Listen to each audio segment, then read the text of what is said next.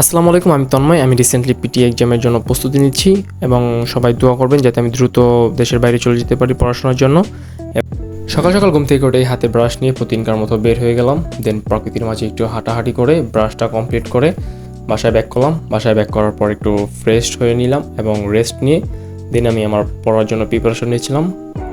তারপর একটু পানি খেয়ে আমি আমার আজকের দিনের পড়া শুরু করে দিলাম। আমি রিসেন্টলি পিটি এক্সামের জন্য প্রিপারেশন নিচ্ছি, সবাই আমার জন্য দোয়া করবেন। তারপর আমি স্পিকিংয়ের ওপর একটু ভালোভাবে প্র্যাকটিস করতেছিলাম, স্কোর দেখতেছিলাম, মোটামুটি ভালোই আসতেছিল। স্পিকিং শেষ করার পর listening part, right form of dictation practice করতেছিলাম। তারপর একটু নুডলস খেয়ে নিলাম। তারপর পড়া শেষ করে একটু ঘুম দিয়ে দিলাম।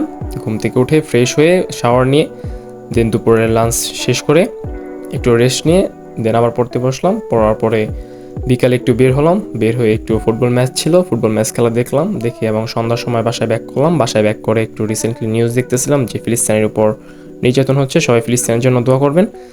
দেন তারপর আবার পড়তে বসে গেলাম। পড়তে বসে আজকে রাতের পড়া শেষ করে দেন রাতের ডিনার শেষ করে ফ্রেন্ডদের সাথে একটু গেম খেলে দেন আজকের দিনটি শেষ করে দিলাম। আল্লাহ হাফিজ।